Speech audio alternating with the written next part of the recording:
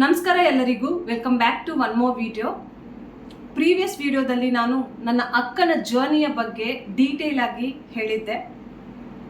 ಅವ್ರಿಗೆ ಬುದ್ಧಿ ಬಂದಾಗಿಂದ ಸಾಯುವವರೆಗೂ ಅವ್ರದ್ದು ಜರ್ನಿ ಹೇಗಿತ್ತು, ಅವರೆಷ್ಟು ಕಷ್ಟಪಟ್ಟರು, ಮತ್ತು ಏನನ್ನು ಸಾಧಿಸಿದ್ರು, ಅವ್ರದ್ದು ಪರ್ಸ್ನಾಲಿಟಿ ಹೇಗಿತ್ತು, ತವರು ಮನೆಯಲ್ಲಿ ಅವ್ರದ್ದು ಕಾಂಟ್ರಿಬ್ಯೂಷನ್ ಏನಾಗಿತ್ತು, ಗಂಡನ ಮನೆಯಲ್ಲಿ ಅವ್ರದ್ದು ಕಾಂಟ್ರಿಬ್ಯೂಷನ್ ಏನಾಗಿತ್ತು, ಎಲ್ಲವನ್ನು ಡೀಟೇಲ್ ಆಗಿ ಹೇಳಿದ್ದೆ. ಕೆಲವ್ರಿಗೆ ಆ ವಿಡಿಯೋ ನೋ ಯೂಸ್ ಅಂತ ಅನಿಸ್ಬೋದು, ಮತ್ತು ಇನ್ನೂ ಕೆಲವ್ರಿಗೆ ತುಂಬ ಪ್ರಾಕ್ಟಿಕಲ್ ವಿಡಿಯೋನು ಅಂತ ಅನಿಸ್ಬೋದು. ಯಾಕಂದರೆ ಕೆಲವ್ರು ರಿಲೇಟ್ ಮಾಡ್ಕೊತಾರೆ, ನಮ್ಮ ಜೀವನನೂ ಇದೇ ಥರ ಇತ್ತು, ನಾವು ಇದೇ ರೀತಿಯೇ ಲೈಫ್ನ ಲೀಡ್ ಮಾಡಿಬಿಟ್ಟು ಫೇಸ್ ಮಾಡಿಬಿಟ್ಟು ಇಲ್ಲಿವರೆಗೂ ಬಂದಿದ್ದೀವಿ ಅಂತ ರಿಲೇಟ್ ಮಾಡ್ಕೋಬೋದು. ಮತ್ತು ಇನ್ನೂ ಕೆಲವರು ಇವಾಗ ನಾವು ಈ ಪರಿಸ್ಥಿತಿಯಲ್ಲಿದ್ದೀವಿ, ನಮ್ಮದು ಸಿಚುವೇಶನ್ ಇದೇ ರೀತಿ ಇದೆ, ಇವ್ರ ಥರ ನಾವು ಮಾಡಬಾರ್ದು.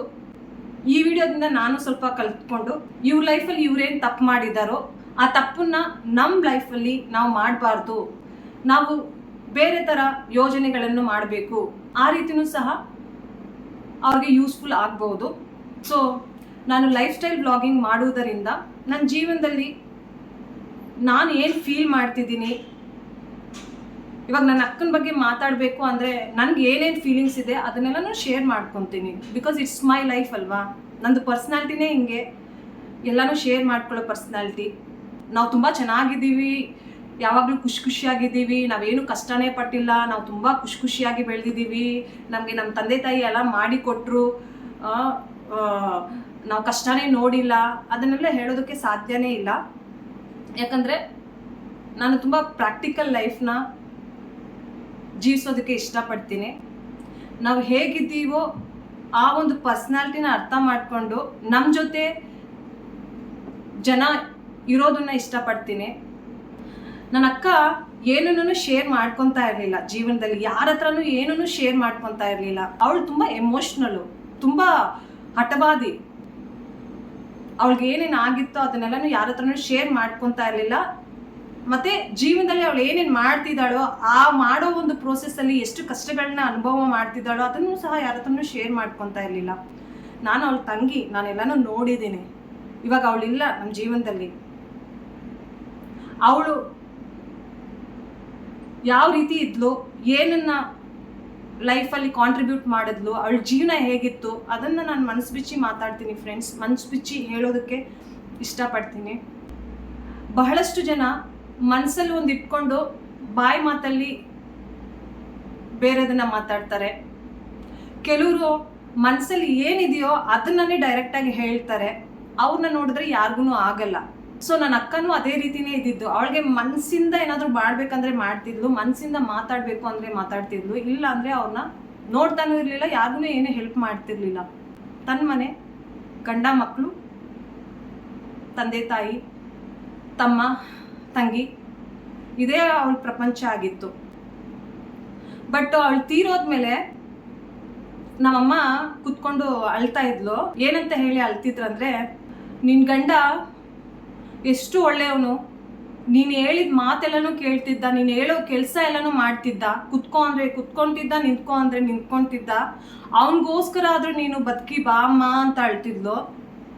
ಇದನ್ನು ನಾನು ಏನಕ್ಕೆ ಹೇಳ್ತಾ ಇದ್ದೀನಿ ಅಂದರೆ, ಬೇರೆಯವ್ರಿಗೆ ಅದು ಯೂಸ್ಲೆಸ್ ಅಂತ ಅನಿಸ್ಬೋದು, ಬಟ್ ನನಗೆ ತುಂಬ ನೋವಾಗಿದೆ ಫ್ರೆಂಡ್ಸ್ ಆ ಮಾತನ್ನು ಕೇಳಿ. ಮಗಳಾಗಿ ಅವಳು ಎಷ್ಟು ಕಷ್ಟಪಟ್ಟು ಮೇಲೆ ಬಂದ್ಲು. ಅವಳು ಇವಾಗ ಈ ರೀತಿ 46 ವಯಸ್ಸಲ್ಲಿ ನಮ್ಮನ್ನೆಲ್ಲನೂ ಬಿಟ್ಟು ಹೋಗಿದ್ದಾಳೆ. ಅವಳು ಏನು ಮಾಡಿದಾಳೋ, ಅವಳು ನಮ್ಮ ಲೈಫಲ್ಲಿ ಏನು ಕಾಂಟ್ರಿಬ್ಯೂಟ್ ಮಾಡಿದ್ಲು ಅದ್ರ ಬಗ್ಗೆ ನಮ್ಮಮ್ಮ ಒಂದು ಮಾತು ಹೇಳಿಲ್ಲ. ಗಂಡ ಚೆನ್ನಾಗಿದ್ದ, ನೀನು ಹೇಳಿದ್ದೆಲ್ಲ ಕೇಳ್ತಿದ್ದ, ನೀನು ಕುತ್ಕೊಂಡ್ರೆ ಕುತ್ಕೊತಾ ಇದ್ದ, ನಿಂತ್ಕೊಂಡ್ರೆ ಅವನ್ನ ಬಿಟ್ಟು ನೀನು ಹೋಗ್ತಿದ್ದೀಯಾ ಅಂತ ಹೇಳುವಾಗ ನನಗೆ ಬೇಜಾರಾಯಿತು. ಅದಕ್ಕೆ ನಾನು ನಮ್ಮ ಅಕ್ಕನ ಬಗ್ಗೆ ಅಷ್ಟು ಡೀಟೇಲ್ ಆಗಿ ಪ್ರೀವಿಯಸ್ ವಿಡಿಯೋದಲ್ಲಿ ಹೇಳಿದ್ದು. ನಮ್ಮ ಬಾವನ ಬಗ್ಗೆ ಒಳ್ಳೆ ಮಾತುಗಳಾಡಿದ್ರು ಅಂತ ನನಗೆ ಬೇಜಾರಾಗಿಲ್ಲ ಫ್ರೆಂಡ್ಸ್, ನಿಜ ಹೇಳ್ತೀನಿ. ಬಟ್ ನಮ್ಮ ಮಾವನ್ನ ಒಳ್ಳೆಯವ್ರ ಥರ ಮಾಡೋದಕ್ಕೆ ನಮ್ಮ ಅಕ್ಕ ಎಷ್ಟು ಕಷ್ಟಪಟ್ಲು ಅದ್ರ ಬಗ್ಗೆ ಏನೂ ಮಾತಾಡಿಲ್ಲ. ಮತ್ತು ನಮ್ಮ ಮನೆಯಲ್ಲಿ ಹೆಣ್ಣಾಗಿ ಹುಟ್ಟಿ ಗಂಡಸರ ಥರ ಕೆಲಸ ಮಾಡಿ ಎಷ್ಟೊಂದು ಸಾಧನೆ ಮಾಡಿದ್ಲು. ಈ ಸಾಧನೆಯ ಪ್ರೋಸೆಸ್ಸಲ್ಲಿ ಅವಳು ತನ್ನ ಹೆಲ್ತ್ ಬಗ್ಗೆ ಕಾನ್ಸಂಟ್ರೇಟ್ ಮಾಡಿರಲಿಲ್ಲ, ಹೊಟ್ಟೆ ತುಂಬ ಊಟ ತಿಂತಿರಲಿಲ್ಲ, ದುಡಿಬೇಕು ದುಡಿಬೇಕು ದುಡಿಬೇಕು ದುಡಿಬೇಕು ಅಂತ ಪ್ರಾಣ ಬಿಟ್ಲು. ತನ್ನ ಪ್ರೀತಿ ಪಾತ್ರರಿಗೆ ಅವಳು ಏನೇನು ಮಾಡಿದ್ಲು, ಈಗ ಈ ಥರ ತೀರೋಗಿದ್ದಾಳೆ, ನಮ್ಮನ್ನೆಲ್ಲ ಬಿಟ್ಟು ಹೋಗಿದ್ದಾಳೆ ಅಂತ ಒಂದು ಪ್ರೀತಿ ಮಾತಾಡಿದ್ರೆ ಅದು ಇಲ್ಲಿ ಬಂದ್ಬಿಟ್ಟು ಸ್ಟೋರ್ ಆಗಿಬಿಡ್ತಾ ಇತ್ತು ಫ್ರೆಂಡ್ಸ್.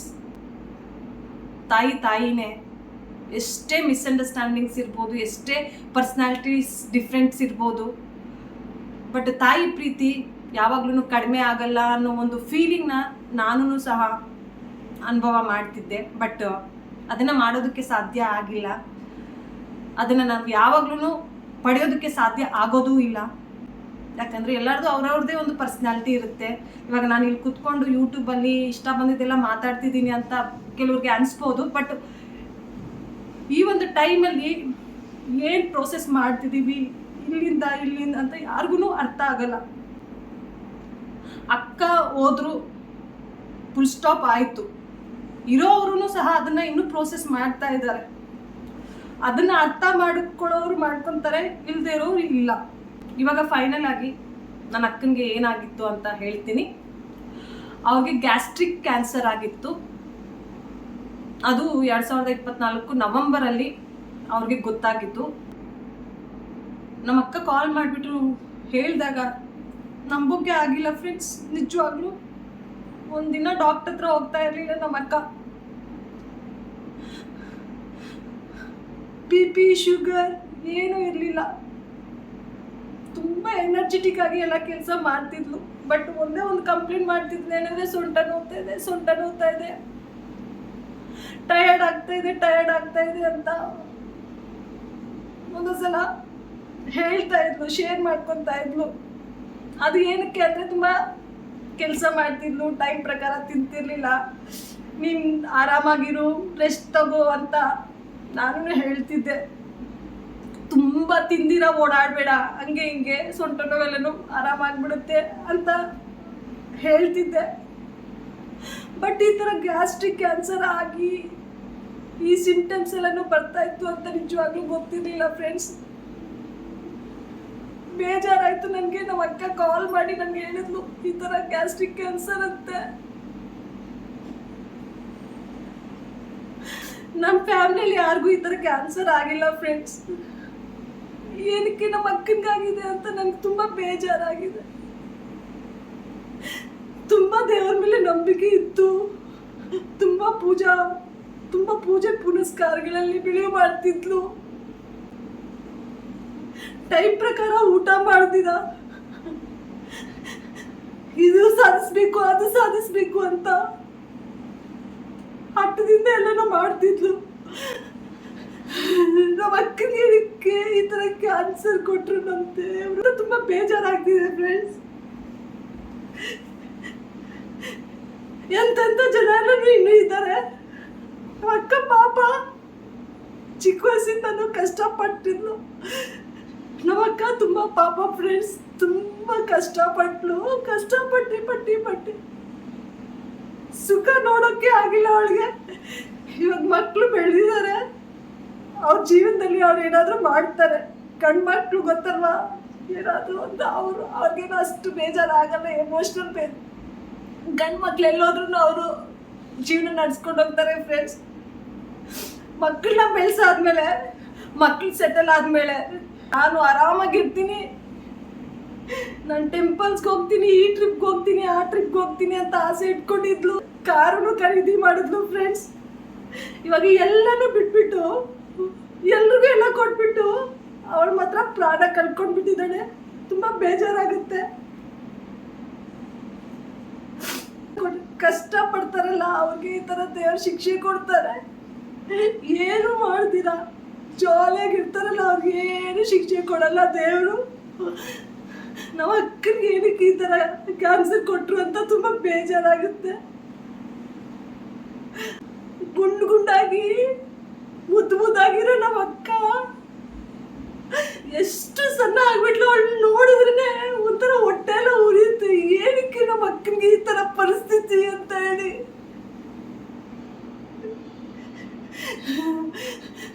ಅವಳು ನೋಡಲೇಬಾರ್ದು, ನೋಡಿದಾಗ ತುಂಬ ಬೇಜಾರಾಗುತ್ತೆ ಅಂತ ಫೀಲ್ ಆಯ್ತು. ಆಗ್ಬಿಟ್ಟಿದ್ಲು. ಎಷ್ಟೊಂದು ಆಸೆಗಳನ್ನ ಇಟ್ಕೊಂಡು ಎಲ್ಲ ಮಾಡಿ ಹಿಂಗೆ ಸಾಯ್ತಾಳೆ ಅಂತ ನಾನು ಅನ್ಕೊಂಡಿಲ್ಲ. ಬೇಜಾರಾಗುತ್ತೆ.